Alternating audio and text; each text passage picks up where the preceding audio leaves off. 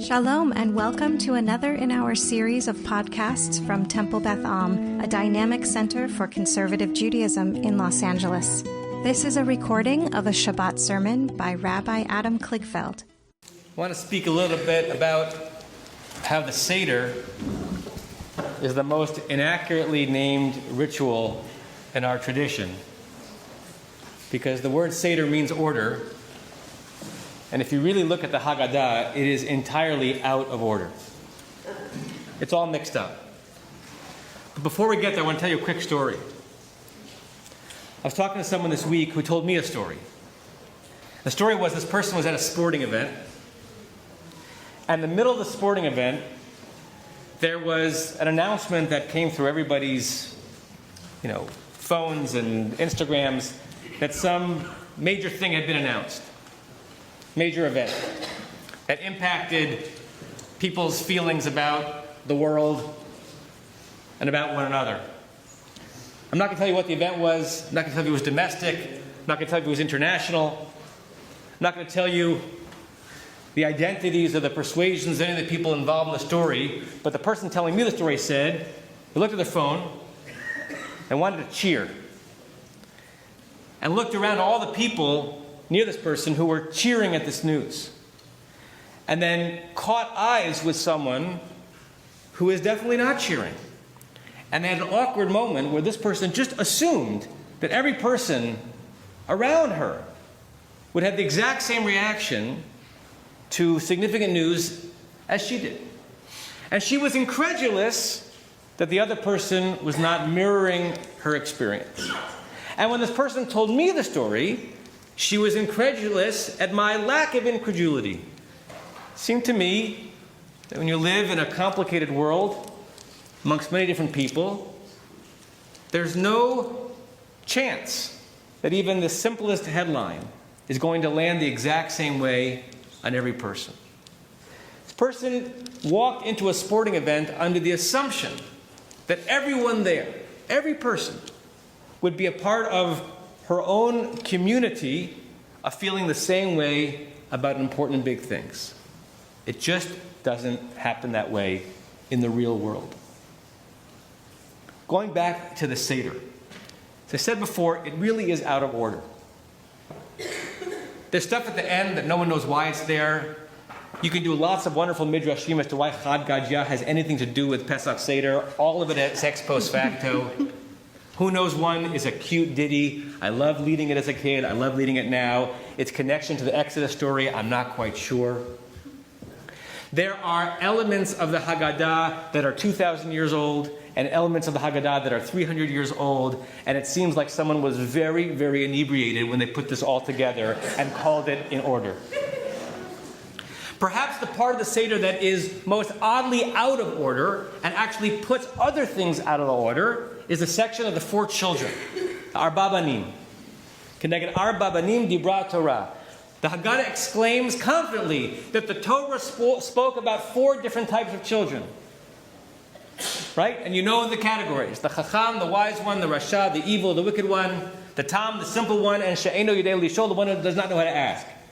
You could get 10 doctorates in biblical text and not find those 4 children enumerated in our Torah. The Haggadah is not quite lying, but it's stretching. And it's basically manufacturing 4 archetypes of what a child could be, and picking and choosing verses entirely out of order, actually sometimes undoing and inverting the context in which those verses were chosen as a way of proving that the Torah has these 4 categories. And the one that's most out of order conceptually is the Rasha, the wicked one. The child who's supposed to be lambasted at the Seder and brought back into sense and brought back into the family. Why is it out of order? Because the verse that the Haggadah says clearly describes the Rasha is taken from the 12th chapter of the book of Shemot, the actual chapter from which Exodus is described, verse 26.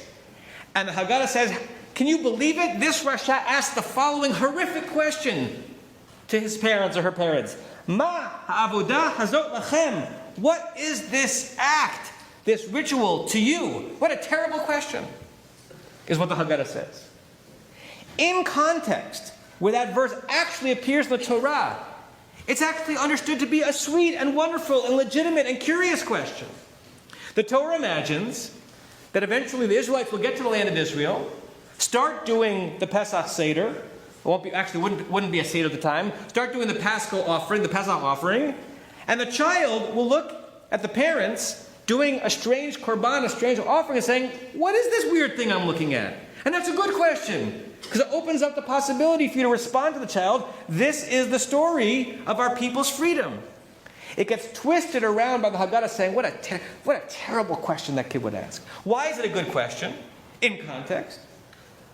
The Ha'amek Davar, the rabbi known as the Netziv, Rabbi Naftali Tzvi Yehuda Berlin, who was a late 19th, early 20th century sage from Lithuania, says, it's a good question because most, if not all, of the sacrifices in our tradition accomplish something. You bring a sacrifice to cleanse yourself from sin. You bring a sacrifice to prepare for a particular holiday. You bring a sacrifice to say thank you to God. What is this sacrifice that seems to be related to no personal moment in your life? Why are we offering it? It's not accomplishing anything. And secondly, if you're telling me that the sacrifice is to commemorate the miracle of the firstborn, or the miracle of the tragedy of the Egyptian firstborns being killed, and therefore the Israelites going out as a result of that, the child might say, name me another miracle in the Torah, our response to which is offering a sacrifice. In other words, Ma ha'avodah hazot lachem, what is this ritual to you? Is the child saying, I don't understand. This seems out of order. Explain it to me. We want our children to ask that question. We want to do things differently on Pesach, so the youngest amongst us will say, please explain to me what this means because I do not understand it.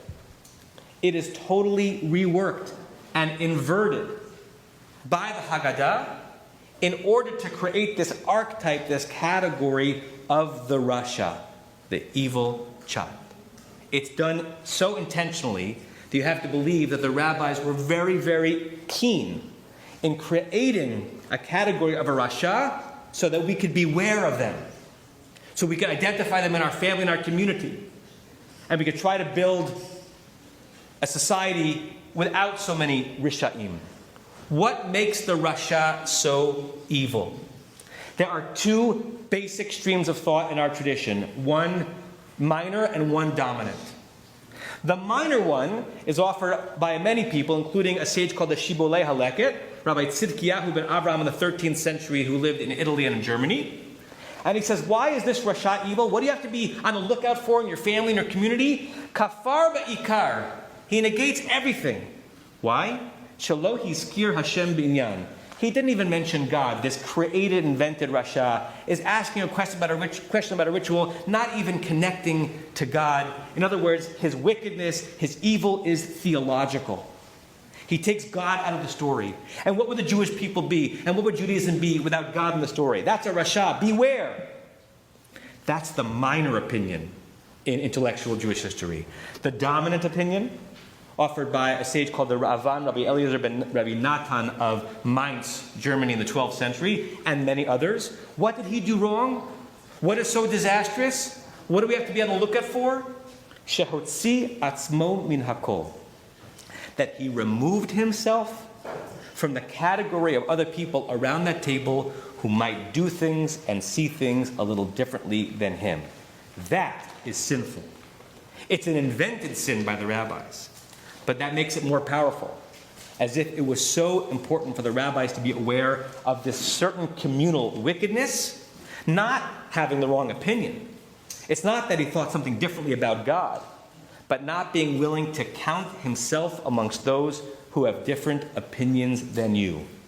That makes you a Rasha. If you look around and you assume everyone is going to agree with you, and if they don't, you want to depart from that group, according to the Haggadah, that makes you a Rasha. Speaking of things that are wonderfully out of order, the thing that comes just before this section in the Haggadah is the story of the rabbis in Bnei Brak. You might read that section in your Haggadah, And what's significant about the section? The rabbis were hanging out in Bnei Brak near modern-day Tel Aviv and studying all night. Can you imagine even 2 rabbis, let alone 4 or 5 rabbis, studying for more than 10 minutes, not having a meaningful disagreement with each other? And can you imagine how short that study session would be if the disagreement stopped the conversation? If the disagreement meant that one rabbi was going to leave the room and said, I can no longer be counted among you. In fact, what happens just before the 4 children is the rabbis exemplifying the opposite of our understanding of the Shema, of the Rasha. Sit with people who have strong opinions, study the tradition all night, and then when the sun comes up, say Shema together. Not in your own individual minyan, not surrounded just by people who hold your opinions on things. Say the Shema together. That's the Jewish way. To sit around and debate and then pray together, even when you disagree. The Jewish way is to be like Beit Hillel and Beit Shammai, who disagreed vociferously one another, and then made sure that their children and grandchildren and great-grandchildren married one another, because we needed both streams of ideas in our genetic and intellectual inheritance. I read a very painful article around Thanksgiving. Some of you may have come across it, that some statistical analysis was done. That the length of time that people were generally willing to sit or ended up sitting around the Thanksgiving table had to do with how far away they were driving from their own home and how different a voting pattern was in the city in which they ended up having the Thanksgiving meal. In other words, if where they were having Thanksgiving was a certain percentage difference in voting patterns in the last few elections, it was going to reduce the amount of time spent by the people at that Thanksgiving dinner by a similar percentage. But people who were having Thanksgiving dinners near themselves and in the same zip codes where voting patterns are similar, the dinners went on for a long time.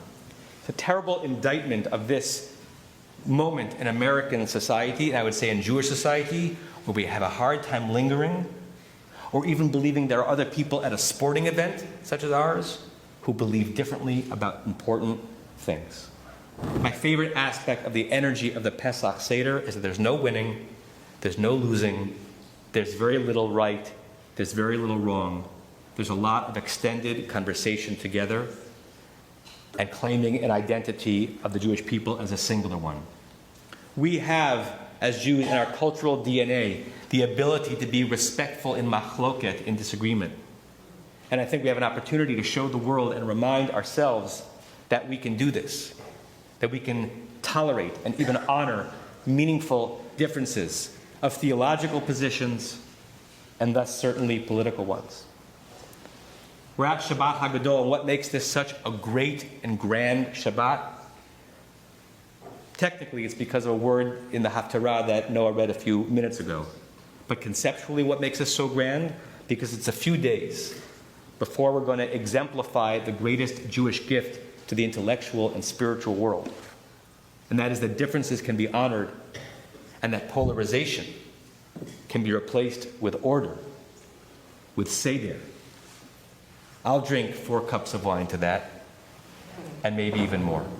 You have been listening to another in our series of podcasts from Temple Beth Am, a dynamic center for conservative Judaism in Los Angeles. If you enjoy these podcasts, we invite you to write a review on the Apple Podcast site or wherever you get your podcasts. For more information about Temple Beth Am Los Angeles, go to tbala.org.